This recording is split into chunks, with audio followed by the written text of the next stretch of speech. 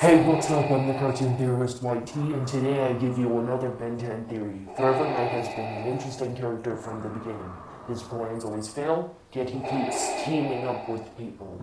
In an episode, he teams up with Zombozo, makes him a king, and at the end of the episode, says he was never a king. Forever Knight truly makes no sense. Or does he? That's what I explain in this very video.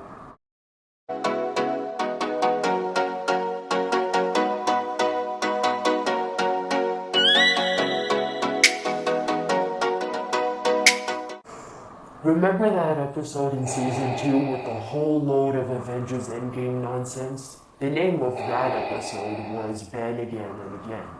At one point through Ben and Billy's time travel chaos, Gwen from another timeline gets sucked in.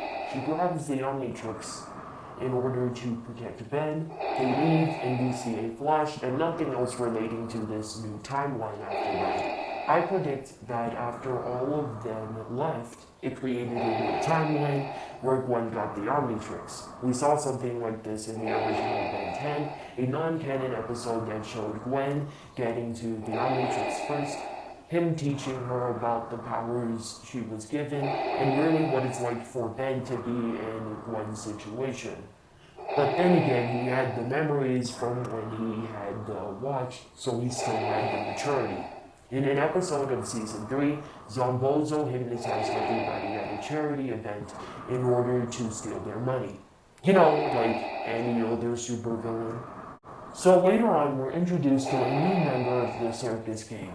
Their weapon is a huge hammer. This guy seems to know every one of Ben's moves. Finally, Humongousaur catches up to this masked opponent and whacks their mask off. It's revealed that person was Gwen. She was jealous of Ben receiving all the attention and her never getting any of the credit. So now imagine if the roles were reversed. Gwen with the omnitrix and the fame, but Ben being the jealous one. So as I said before, Ben and Billy's time travel may have created another timeline which could have eventually evolved into another dimension, the Gwen 10 dimension. We have seen this before in Ben 10 Omniverse, which by the title, you can tell focused on different timelines and dimensions in the Omniverse. Much like Spider-Verse, there are different Bens that look and have unique abilities. Like there's a zombie version of Ben, and the most interesting is a dimension where neither Ben nor anyone else got the Omnitrix. This is kind of like the animated Spider-Man show in 1994. In that show, Spider-Man meets a version of himself where he's just an actor.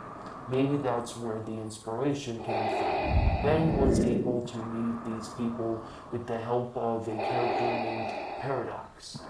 With the help of Paradox, we could get introduced to the Ben 10 Gwen universe.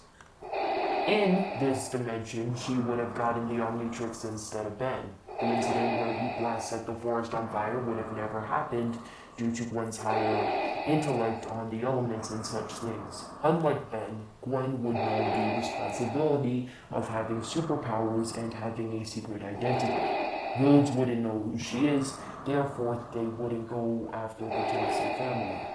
I think she would have also discovered the Omnitrix key much earlier than Ben, as she would have gotten the idea of searching around the area in which the Omnitrix pod crashed. Ben would grow to get jealous of Gwen. He would feel like he should get the credit for always helping. More importantly, because Ben feels he was always destined to have superhero-like abilities. If he were the superhero, Ben wouldn't hide behind the aliens like a coward. He would let people know who the real hero is. With this toxic mentality, Ben would plot to take the Omnitrix from Gwen. Ben would grow to realize Gwen had a higher intellect than him. Without superheroes to fight and non-strict parents, he would spend his time educating himself. After that, he would figure out Gwen's moves, strategies, and her weaknesses. This would be why in an episode of Season 3, Forever Knight knew what would happen when Humongousaur hit him with his tail. He also knew what would make Ben tick. So I bet you're asking what proves that Forever Knight is from another dimension? Well, in the trailers we've seen Ben 10,010 pull Ben, the younger one, into a purple portal. But what most of you don't realize is that it's the same color as the time travel portal Forever Knight used in season 3 in Roundabout. So, Ben would become the persona of Forever Knight. He would come to eventually, what is this? Oh god. Kill Gwen?